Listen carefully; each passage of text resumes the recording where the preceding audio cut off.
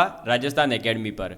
मैं प्रवीण सिंह आप सभी लोगों के साथ में, जैसा कि आप सभी लोग जानते हैं, लगातार लैब असिस्टेंट के लिए क्लासेस लेकर के आ रहा हूं और हमने 1 मार्च 2023 से लैब असिस्टेंट 2023 के लिए जो है हमारा न्यू बैच स्टार्ट कर दिया है, जिसकी क्लासेस हमारे यूट्यूब चैनल पर प्रॉपर तरीके से आपको डेली मिलेगी और आप सभी लोग पिछली सभी क्लासेस को अटेंड करते हुए आ रहे होंगे और नोट्स बना रहे होंगे। अगर आप लोग नोट्स बना रहे हैं, क्वेश्चन जो सॉल्व करवाए हैं वो क्वेश्चन सॉल्व कर रहे हैं, तो आपको थोड़ी थोड़ी अब जो है कूलम के नियम की और आवेशों के बारे में जो आपने जानकारी एकत्रित करी है, उससे आपको ये अंडरस्टैंडिंग बन रही होगी कि हाँ, क्वेश्चन आएगा तो कैसा आएगा और क्वेश्चन कैसे सॉल्व करना है। ये दो चीज़ें अगर आपके समझ में आना स्टार्ट हो गई है तो आप एकदम सही ट्रैक पर हैं और आप ऐसे ही इसी ट्रैक पर बने रहें। आप लगातार 6 महीने इस ट्रैक पर बने रहे तो आपका सिलेक्शन निश्चित है, आपको सिलेक्शन से कोई नहीं रोक पाएगा।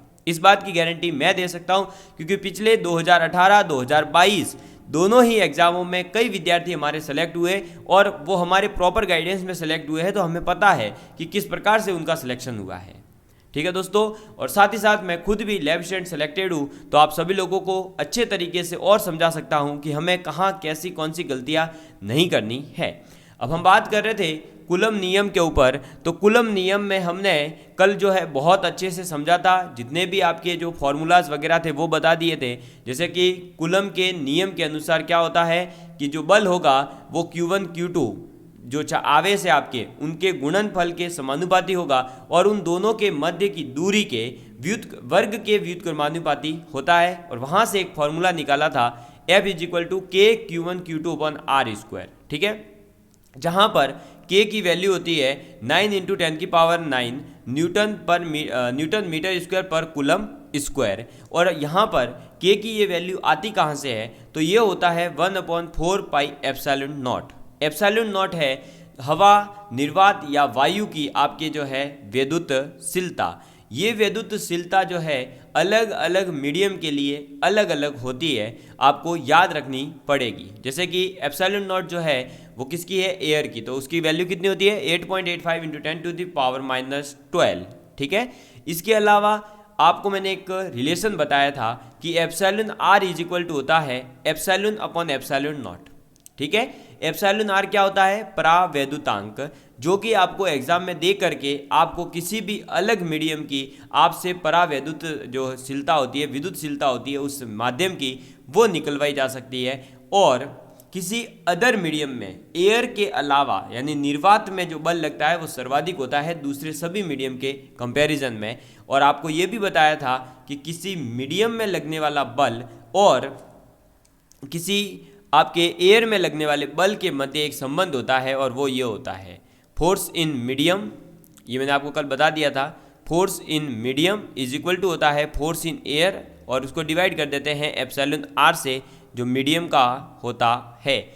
इसका मतलब है कहने का ये कि आपके जो वायु अगर माध्यम है तो उस वायु के माध्यम में जितना बल होगा, उस बल को यदि हम माध्यम के परावैद्युतांक से भाग दे दें तो उस माध्यम में कितना बल लगेगा, उसी दोनों आवेशों पर उतनी ही दूरी पर वो हम निकाल सकते हैं डायरेक्ट।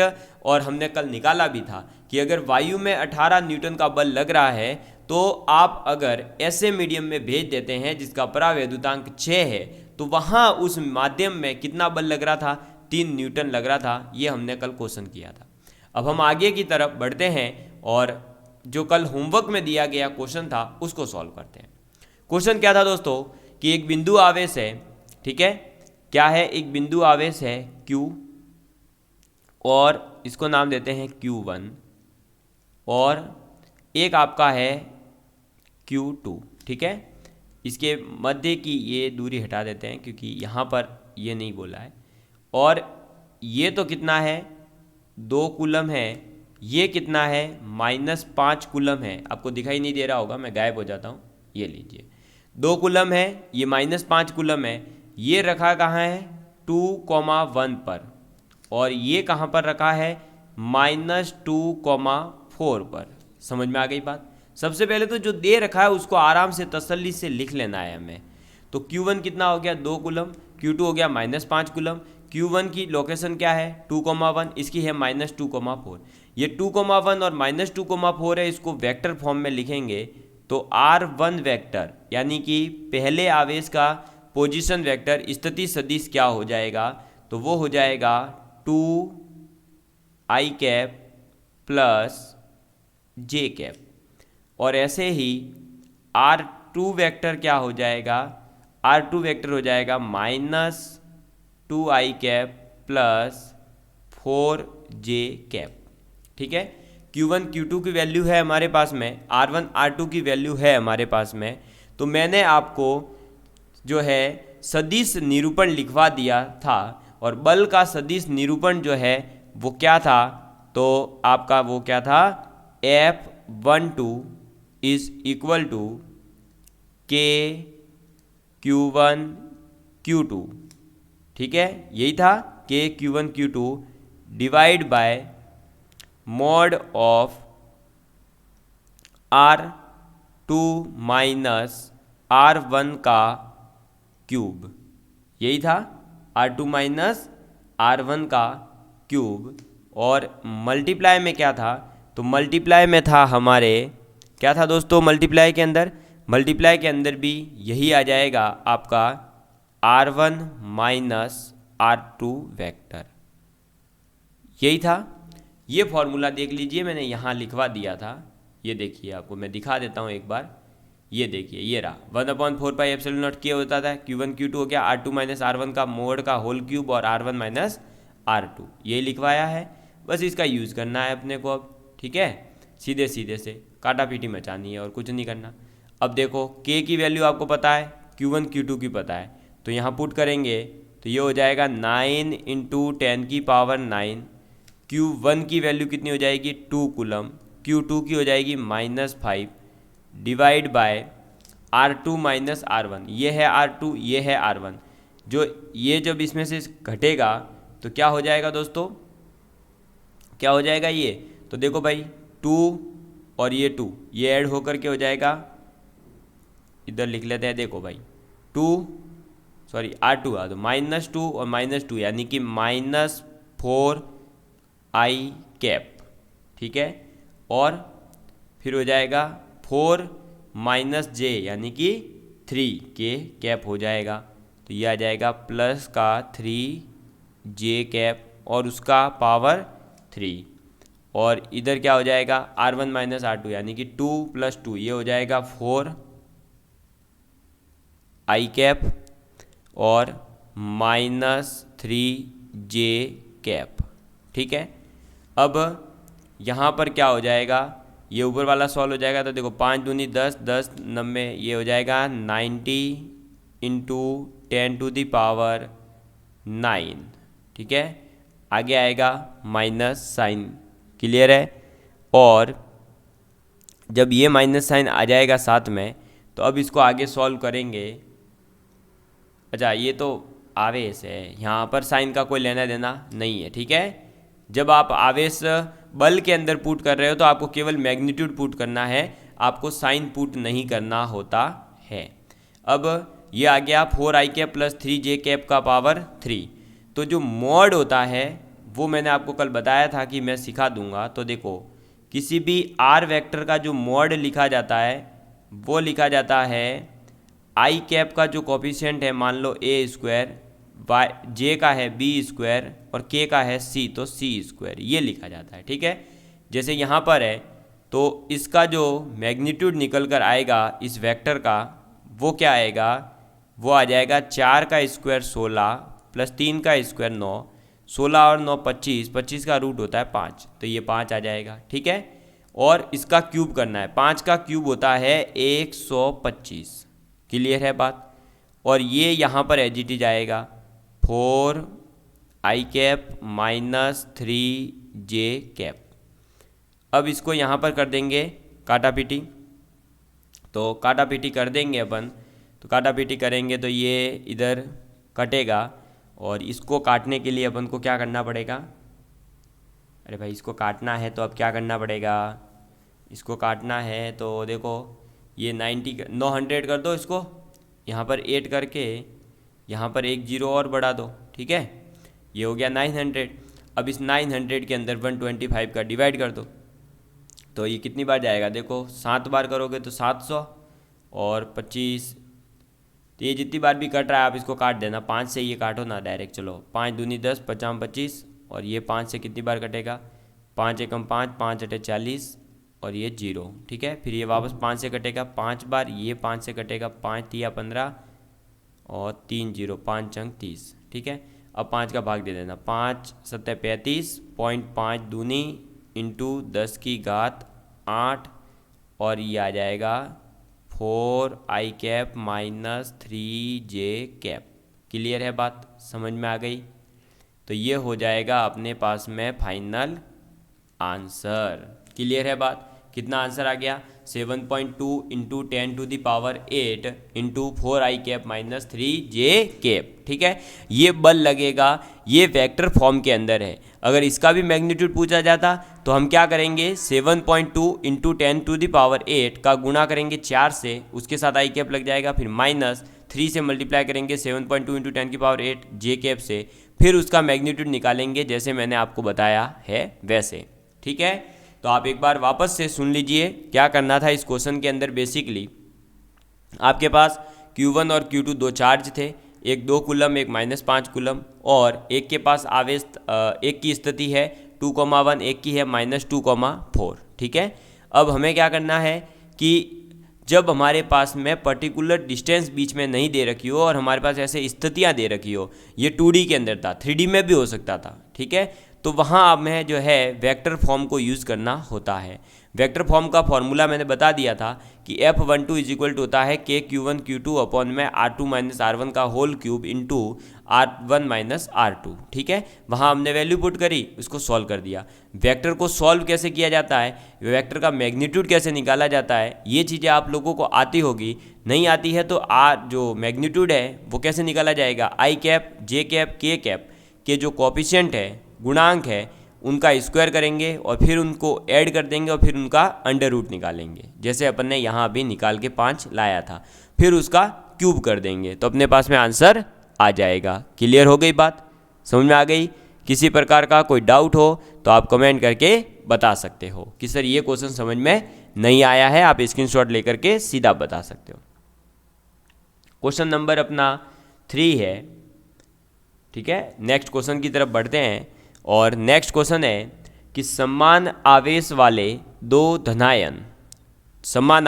दो धनायन हैं जो कि परस्पर 3.7 इंटू 10 की घात -9 न्यूटन बल से प्रतिकर्षित करते हैं। सीधी सी बात है, दोनों के पास में समान आवेश है और दोनों ही धनायन है तो एक दूसरे को प्रतिकर्षित ही करेंगे। अब प्रतिकर्षित जो कर रहे हैं वो कितने बल से प्रतिकर्षित कर रहे हैं, 3.7 इंटू 10 की घात -9 न्यूटन से, ठीक है। जबकि उनके बीच की दूरी भी अपन को दे रखी है कितनी, 5 एंगस्ट्रम।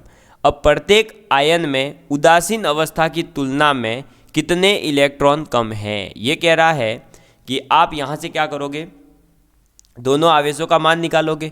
दोनों आवेशों की वैल्यू जब सेम है तो एक आवेश का मान जो निकल कर आएगा वही होगा। वो आवेश का मान अगर हमें उसे उदासीन अवस्था में लाना है तो कितने इलेक्ट्रॉन कम हैं, ये आपसे पूछ रहा है। अल्टीमेटली ये पूछना चाह रहा है कि जो आवेश अपने पास आएगा उस आवेश के अंदर इलेक्ट्रॉनों की संख्या कितनी है। ये सीधा सा क्वेश्चन है और कुछ नहीं है। उदासीन कब होगा, जब पॉजिटिव और नेगेटिव, भाई इलेक्ट्रॉन नेगेटिव चार्ज होते हैं और धनायन यानी कि पॉजिटिव चार्ज, प्रोटॉन है अपने पास दिए हुए। अब इलेक्ट्रॉनों की कमी यानी ये कह रहा है कि कितने इलेक्ट्रॉन उस आयन के अंदर जोड़ दिए जाए ताकि दोनों को जोड़ने पर आवेश का नेट मान 0 हो जाए, बस ये क्वेश्चन है। समझ में आ गई बात? चलिए तो अब मैं आपको इसको सॉल्व करके बता देता हूँ। सबसे पहले हमारे पास में बल का फॉर्मूला है वो लिख लेते हैं, F इज इक्वल टू के Q1 Q2 divide by R square. अब हमारे पास में है क्या क्या, देखो भाई F का मान दे रखा है, कितना दे रखा है, 3.7 इंटू 10 की घात -9 न्यूटन। एक चीज़, R बराबर दे रखा है 5 एंगस्ट्रम। 5 एंगस्ट्रम का मतलब होता है 1 एंगस्ट्रम बराबर होता है 10 की घात -10 मीटर, तो ये आ गया R बराबर। और Q1 और Q2 ये दोनों समान आवेश है और दोनों के दोनों धनायन है, तो मैंने दोनों का मान मान लिया कि छोटा q होगा। ठीक है, देखो F आ गया, Q1 Q2 आ गए, R आ गया, और K की वैल्यू सबको पता है कितनी है दोस्तों, 9 × 10⁻9। बस ये सब यहाँ पुट करना है और क्या करना है, अरे कुछ करना ही नहीं है अपने को, तो नॉर्मल सा क्वेश्चन है यार, चलो कर लेते हैं अब। ठीक है, ये लीजिए, इसका पार्टीशन कर दिया। अब देखिए पुट कर देंगे तो ये कितना हो जाएगा, देखो 3.7 × 10⁻9 इज इक्वल टू 9 × 10⁻9।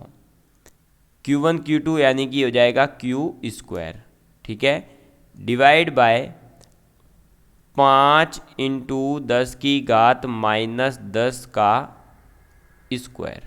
ठीक है, अब क्या करेंगे, संख्या को एक साइड में ले आओ और Q को अलग कर दो, तो ये कितना हो जाएगा, देखो Q² है तो ये इधर जाएगा और ये हो जाएगा अब 3.7 × 5 का स्क्वायर, ये 25 गुणा 10 की घात ये -20 और ये -9, यानी कि ये हो जाएगा -29। ठीक है, और इस पूरे में डिवाइड किसका होगा, 9 × 10⁻9 का, और यहाँ पर हो जाएगा √ पूरे पर। ठीक है, यहाँ से आ गया Q बराबर क्या, तो देखो भाई 25 का तो 5 बार आएगा, 9 का 3 बार आ जाएगा। ठीक है, और जो अंदर बचा उसको अंदर लिख देंगे, कितना बचेगा 3.7 × 10⁻, देखो 29 और 9 38, ये आ जाएगा अंदर। अब जैसे ही अब देखो 3.7 यानी लगभग 4 है, तो इसका स्क्वायर रूट जो है वो देखो ऐसी संख्या एग्जाम में नहीं आती है, लेकिन इस क्वेश्चन में आ गई है, तो इसका लगभग मान होता है 1.92 के आसपास होगा, क्योंकि ये 4 के आसपास पहुंच रहा है। तो मैं इसको ले रहा हूँ 5/3 × 1.9 × 10⁻19। ठीक है, 38 का आधा हो जाएगा। अब इसको सॉल्व करेंगे थोड़ा बहुत तो आपको पता चल जाएगा कि इधर से काटापीटी करके लगभग 3.2 × 10⁻19 कूलम आ जाएगा।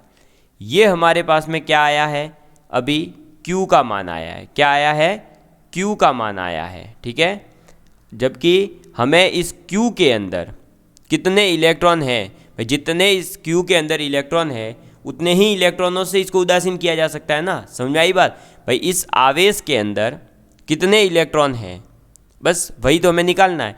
तो आवेश के अंदर इलेक्ट्रॉन कितने हैं, तो आपको पता होगा क्वांटाइजेशन मैंने बताया था, Q = Ne। तो हमारे पास Q की वैल्यू है 3.2 × 10⁻19 = N, और E की वैल्यू कितनी है 1.6 × 10⁻19 कूलम, और ये यहाँ पर हो जाएंगे कट, ये हो गए कट। तो N बराबर कितना आ जाएगा, N बराबर आ गया 2, और यही 2 हमारा राइट आंसर हो जाएगा। समझ में आ गई बात, क्लियर है आप सभी लोगों के लिए।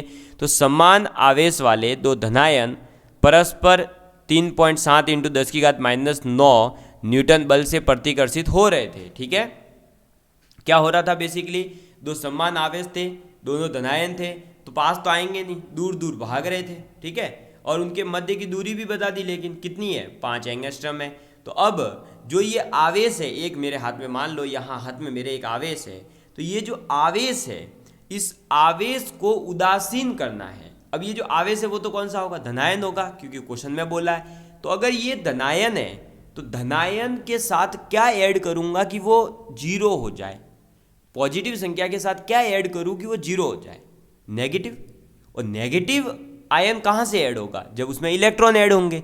इसका मतलब कि जो चार्ज अपने निकाला उसमें इलेक्ट्रॉनों की संख्या कितनी है वो पता चल जाए, तो उतने ही इलेक्ट्रॉन उस संख्या में ऐड करने पर क्या हो जाएगा, उदासीन अवस्था प्राप्त हो जाएगी। उदासीन अवस्था का मीनिंग क्या है, 0, दोनों आवेश मिल करके क्या हो जाए, 0। इसका मतलब यही तो है कि ये जो 3.2 × 10⁻19 कूलम अपन ने आवेश निकाला, इस आवेश के अंदर अगर 2 इलेक्ट्रॉन ऐड कर दिए जाए तो नेट आवेश हो जाएगा 0। क्या हो जाएगा, 0। क्या हो जाएगा, 0।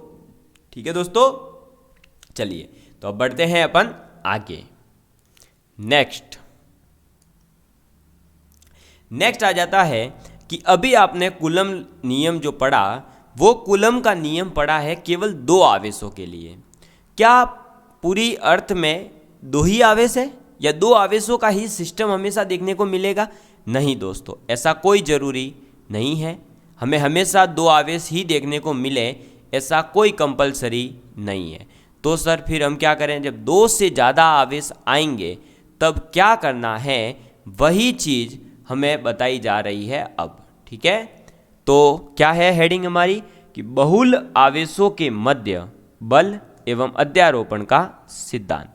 यानी बहुल आवेश मतलब ज़्यादा आवेश, एक से ज़्यादा, मैनी चार्जेस।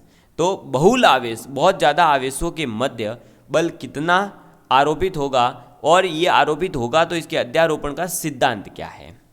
बेसिकली इसमें क्या होता है आपको बता दूं कि किसी एक बिंदु आवेश के ऊपर, देखो ये जो डायग्राम है ये मैं आपके सामने वापस बना देता हूँ। ये पहले से बनाया हुआ है लेकिन इसको समझने में आपको आसानी हो इसके लिए मैं वापस बना रहा हूँ।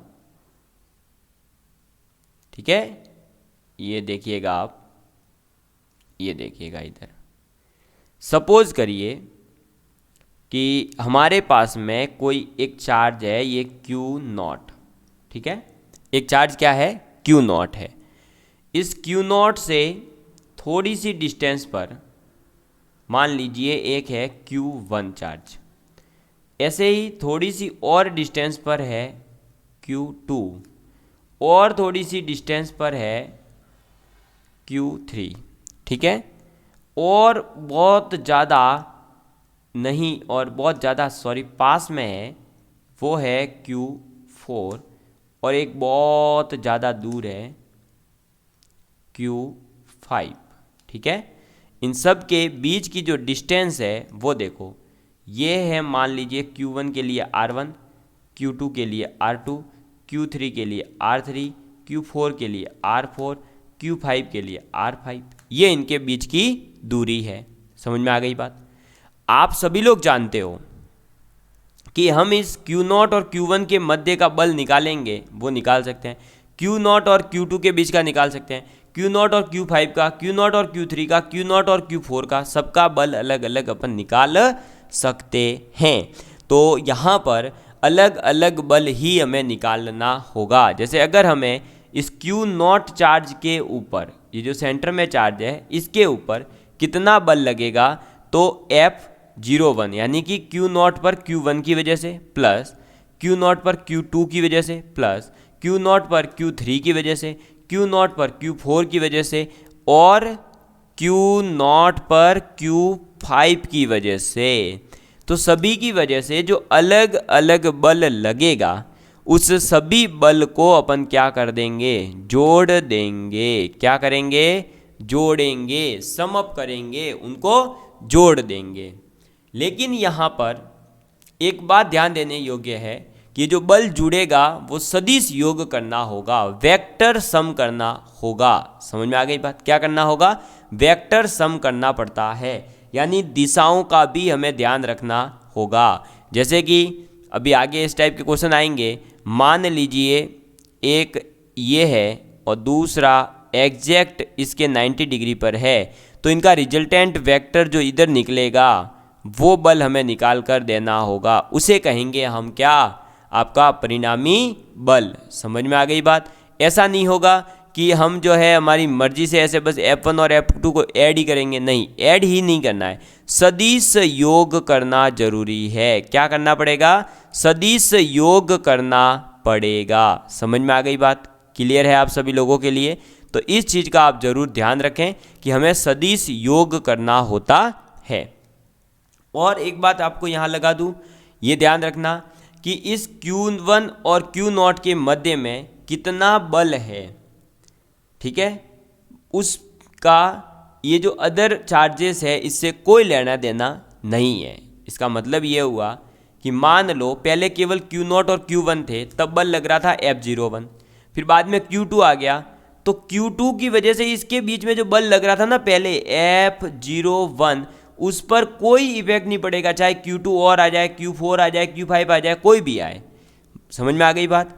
तो किसी भी स्थिर बिंदु आवेशों पर लगने वाला जो बल है वो किसी अदर चार्जेस के, किसी अन्य आवेश के आने पर किसी प्रकार का कोई प्रभाव नहीं पड़ता है। समझ में आ गई बात? यानी कि दो बिंदु आवेशों के मध्य में जो आपका एक बल लग रहा है, जो विशिष्ट बल लग रहा है, वो अन्य आवेशों की उपस्थिति के कारण प्रभावित नहीं होता है। इस चीज़ को आप जरूर ध्यान रखें, ठीक है। अब वेक्टर सम कैसे करेंगे तो वो आपको जो है क्वेश्चन टू क्वेश्चन आपको सिखा दिया जाएगा मेरे द्वारा अलग अलग माध्यमों से। आपको यहाँ पर ये बात याद रखनी है कि किसी स्थिर बिंदु आवेश पर अन्य स्थिर बिंदु आवेशों के कारण लगने वाला परिणामी बल उस आवेश पर अन्य प्रत्येक आवेश के कारण लगने वाले अलग अलग बलों के सदिश योग के बराबर होता है। यही चीज़ मैंने आपको समझा दी है कि सदिश योग होता क्या है और सदिश योग करना कैसे है, वो अलग अलग क्वेश्चंस में हम सीखते रहेंगे। समझ में आ गई बात? क्लियर है आप सभी लोगों के लिए? ठीक है, तो ये चीज़ आप ज़रूर याद रखें कि जब भी आपको बहुल आवेशों का एक निकाय दिया जाए तो उसके अंदर आप आवेशों के जो बल हैं उसको सीधे से नहीं जोड़ करके क्या करोगे, वहाँ पर आप उन बलों को सदिश योग कर दोगे। अब हम करते हैं दोस्तों एक क्वेश्चन है आज का पहला हमारा। देखिए अभी जस्ट आपने ये पहले समझा कि बहुल आवेशों के मध्य में बल और अध्यारोपण का सिद्धांत क्या है। अब हम करते हैं क्वेश्चन कि एक है 9e, ई का मतलब है इलेक्ट्रॉन, तो 9 इलेक्ट्रॉन तथा एक है 4 इलेक्ट्रॉन बिंदु आवेश जो परस्पर r दूरी पर स्थित है। एक अन्य आवेश है स्मॉल q, ठीक है। अब उस स्मॉल q को क्या कर रहे हैं हम कि जो दोनों आवेशों को मिलाने वाली लाइन है उस पर कहाँ रखें जिससे कि वो संतुलन में रहे। संतुलन में कोई भी वस्तु तब रहती है जब उस वस्तु के ऊपर परिणामी बल नेट फोर्स 0 हो जाता है, ठीक है। कोई भी वस्तु संतुलित कब होती है भाई? संतुलन अवस्था में कब आएगी? जब उसके ऊपर लगने वाला परिणामी बल शून्य हो जाए, यानी उसके ऊपर कोई बल लगेगा ही नहीं, तो वो वस्तु हिलेगी डुलेगी नहीं, और उसी को कहते हैं संतुलित अवस्था, ठीक है। तो पहले अपन एक छोटा सा डायग्राम बनाएंगे और फिर ये केस मैं आपको यहाँ जो बता रहा हूँ इस पर based question IIT JEE Mains वगैरह सभी जगह आए हुए हैं, तो आपको मैं जो बताऊँ वो चीज़ें याद रखनी है यहाँ कॉन्सेप्ट को आपको, ठीक है। ये 9e 4e हो गया और इनके बीच की जो दूरी है वो कितनी है? r दूरी है, ठीक है। ये जब भी ऐसा क्वेश्चन आएगा आपके कि संतुलित अवस्था में है, बताइए कहाँ रखा जाए आवेश को, तो मैं आपको बता दूं जब सेम चार्ज है तो हमेशा आवेश जो है वो मध्य में आता है, ठीक है। सेम तो मिड में आएगा, ठीक है। चार्ज कहाँ पर रखेंगे अपन? इन दोनों के बीच में कहीं पर भी आ सकता है, हमेशा एग्जैक्ट बीच में आए ये जरूरी नहीं है, लेकिन बीच में कहीं ना कहीं आएगा इन दोनों आवेशों के। और अगर अपोजिट है, ठीक है, अपोजिट चार्ज है यानी एक पॉजिटिव है एक नेगेटिव है, तो हमेशा जो छोटा चार्ज होगा यानी लेस देन चार्ज होगा उसके नियर आता है। जो छोटा चार्ज होगा, कम परिणाम वाला चार्ज होगा, उसके पास में जो है आपका संतुलित अवस्था मिलेगी। क्लियर है बात? ये चीज़ जरूर आप याद रखिएगा। इसको थोड़ा सा अपन यहाँ पर फील करने की कोशिश करते हैं। देखो मान लीजिए मैंने यहाँ पर Q रखा, पहले मेरे को नहीं पता कि ये जो है प्रवीण सर ने ये तो कॉन्सेप्ट बताया है, लेकिन मुझे तो ये कॉन्सेप्ट पता ही नहीं है, तो मैं कैसे करूँगा कि मैं Q को यहाँ रख दिया, ठीक है। अब ये Q जो है ये आपको मानना है कि एक धनात्मक आवेश ही है। क्या मानोगे? धनात्मक आवेश है। और ये +4e है और ये 9e है। जब ये प्लस है तो ये इसको कहाँ भगा रहा होगा? दूर भगा रहा होगा।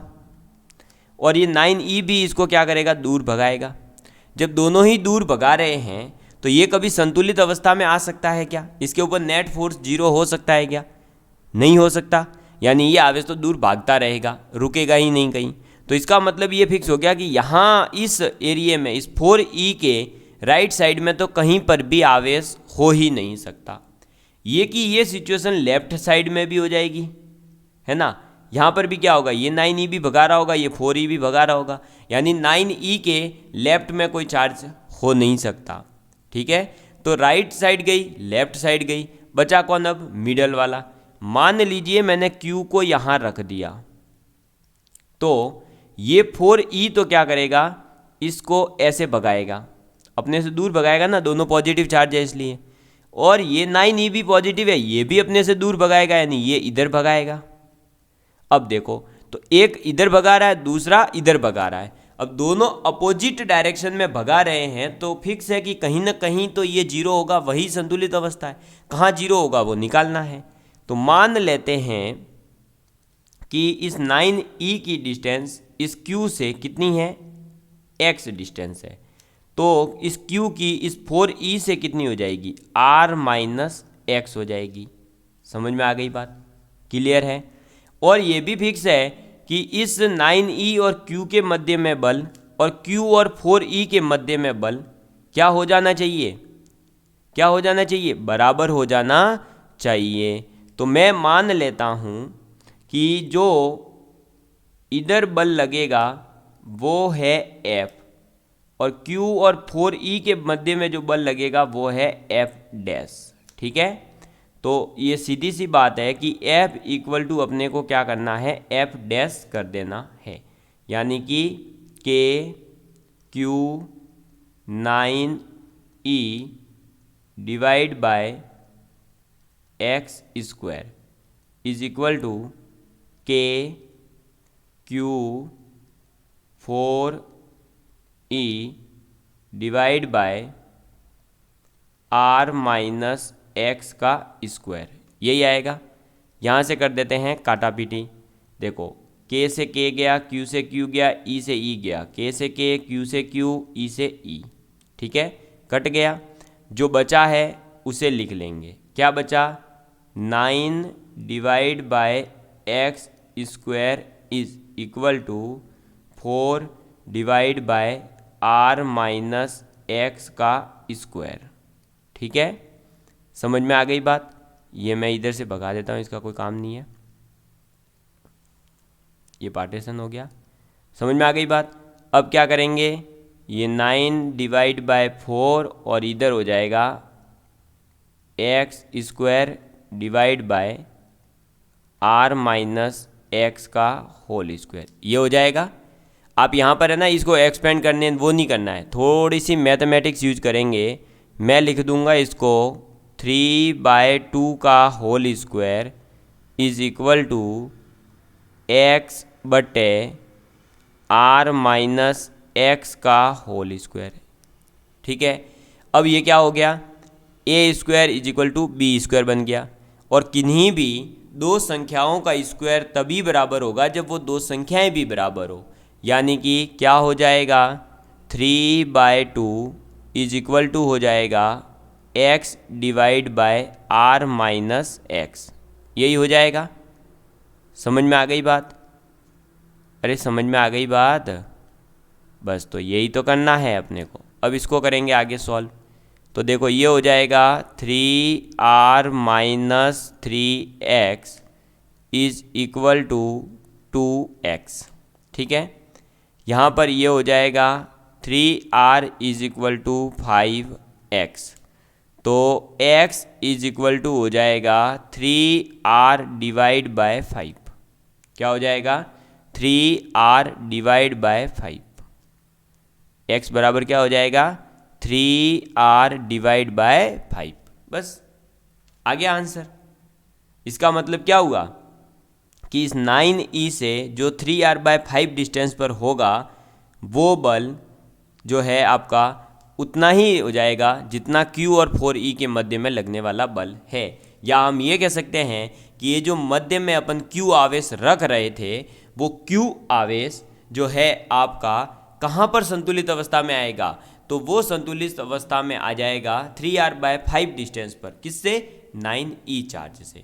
तो इसमें क्या हो रहा है समझिएगा, ये है मान लो 4e चार्ज, ये है 9e चार्ज। ठीक है, 4e और 9e के बीच की जो डिस्टेंस है वो मान लीजिए r है। क्या है डिस्टेंस, r है। ठीक है, अब ये कह रहा है कि इस दोनों के मध्य में, मतलब ये मध्य में ऐसा जरूरी नहीं है, वो कह रहा है कि इन दोनों को मिलाने वाली लाइन है, ठीक है। अब इसके इस साइड रखूँ, इस साइड रखूँ या बीच में रखूँ, कहाँ पर ये संतुलित अवस्था में आएगा। संतुलित अवस्था में कोई भी वस्तु तब आएगी जब उसके ऊपर लगने वाला नेट फोर्स जीरो हो जाए। क्या हो जाए? जीरो हो जाए। तो हमने क्या करा, इस क्यू आवेश को एक बार इधर रखा, एक बार इधर रखा, एक बार इधर रखा। जब इधर रखा तो ये भाग रहा था उधर, जब मैं इधर रखा तो ये भाग रहा था उधर।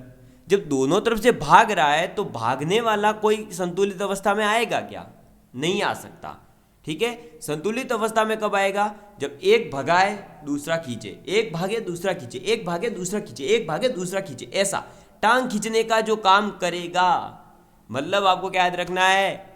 अरे आपको याद क्या रखना है, जब आप सोचते हो कि मैं लैब असिस्टेंट बनने की सोचूं, उसी टाइम कोई आकर कहता है अरे तू नहीं बन पाएगा लैब असिस्टेंट, सीटें कम है, ओ घोटाला हो जाएगा, पेपर लीक हो जाएगा। तो ये जो टांग खींचने वाले हैं ये होंगे, और आप सोचोगे कि लैब असिस्टेंट बनना है, और ये जब दोनों बराबर हो जाते हैं तब आप लैब असिस्टेंट की तैयारी नहीं करते हो। सीधा सा कॉन्सेप्ट ये है। तो लोग कहते हैं ना हमारा पढ़ाई में मन नहीं लगता, उसका रीजन ये होता है कि हमारा दिमाग कहता है कि पढ़ लूँ, फिर हमारा दिल कहता है अभी थोड़ी देर खेल लेता हूँ। जब ये खेलना और पढ़ना बराबर हो जाते हैं तब हम नहीं पढ़ते। सीधी सी बात ये है। तो हमें क्या ध्यान रखना है कि इस आवेश को हमेशा ऐसे रख के चेक नहीं करना है, इधर रखूँ भाग रहा है, उधर रखूँ भाग रहा है कि नहीं। अरे भाई भाग रहा है या नहीं भाग रहा है वो डिसाइड करेंगे हम उन दोनों चार्जेस को देख करके, ठीक है। अगर दोनों सेम चार्ज है, यानी दोनों के दोनों धनायन है या दोनों के दोनों ऋणायन है, तब तो फिक्स है कि वो हमेशा उनके मध्य में कहीं ना कहीं आवेश होगा जहाँ संतुलित अवस्था आएगी। समझ में आ गई बात? तो हमेशा आपको बीच में रख देने का है और क्वेश्चन सॉल्व करने बैठना है, सीधा सीधा सोचना ही नहीं है लेफ्ट राइट का। तो और अगर दोनों अपोजिट चार्ज हो, एक हो बड़ा चार्ज एक हो छोटा चार्ज, ठीक है भाई। अब अपोजिट चार्ज है, एक पॉजिटिव होगा एक नेगेटिव होगा, लेकिन पॉजिटिव नेगेटिव के बेस पर ये मत कह देना कि नेगेटिव वाला छोटा है, नहीं, उसका मैग्नीट्यूड देखना। -9e और एक +4e, तो बड़ा कौन? 9e बड़ा है, ठीक है। तो ऐसा नहीं कि +4 है इसलिए बड़ा हो जाएगा, नहीं। तो जो ये अपोजिट चार्ज हो जाए, यानी कि दोनों के साइन अलग अलग हो, तो फिर आपको क्या करना है, चार्ज को हमेशा छोटे वाले चार्ज के पास रखना है। क्या करना है? छोटा वाला जो चार्ज है मैग्नीट्यूड में जो छोटा है उसके पास रखना है, वो चाहे लेफ्ट में हो चाहे राइट में हो, मिड में नहीं आएगा। समझ में आ गई बात? उसका भी रीजन है, देखो समझो, इस चीज को समझना जरूरी है, क्योंकि जब तक इस चीज को आप समझोगे नहीं तो आप क्वेश्चन नहीं कर पाओगे। सपोज करिए इधर है +Q चार्ज, इधर है -Q चार्ज, ठीक है। मान लो मैंने यहाँ कोई एक चार्ज रख दिया, सपोज करो मेरी बुद्धि नहीं चली और मैंने Q रख दिया, ये वाला चार्ज क्या करेगा? अट्रैक्ट करके इसको इधर बुलाएगा। ये वाला चार्ज पॉजिटिव है, इसको क्या करेगा? दूर भगाएगा। तो ये तो कहाँ आ जाएगा? इसके पास आ जाएगा, है? अरे आया कि नहीं आया पास में? तो पास में थोड़ी लाना है हमको, तो उसको संतुलित अवस्था में लाना है, ठीक है। तो इसलिए हमेशा फिक्स है कि वो इधर रखेंगे, ठीक है, या फिर इधर रखेंगे। डिपेंड करेगा कि इसका मैग्नीट्यूड किसका छोटा है किसका बड़ा है, ठीक है। जिसका छोटा होगा उसके पास रखने का रीज़न ये है कि उसके जिसका छोटा होगा उसका फोर्स कम हो जाएगा और दूर वाले का ज़्यादा हो जाएगा। तो वो अल्टीमेटली क्या है, एक इधर भगा रहा होगा एक इधर भगा रहा होगा और बैलेंस हो जाता है, इसलिए छोटे वाले चार्ज के पास में रखा जाता है। क्लियर है बात? तो आपको ये जो संतुलित अवस्था वाले क्वेश्चन है वो समझ में आ गए होंगे और बहुत अच्छे से समझ में आए होंगे, मुझे ऐसा लगता है। और मैंने आपको इस क्वेश्चन को पूरा वाइड तरीके से ओपन करके रखा है, क्योंकि एक ही क्वेश्चन में जो मैं कॉन्सेप्ट समझाना चाह रहा हूँ वो समझिए।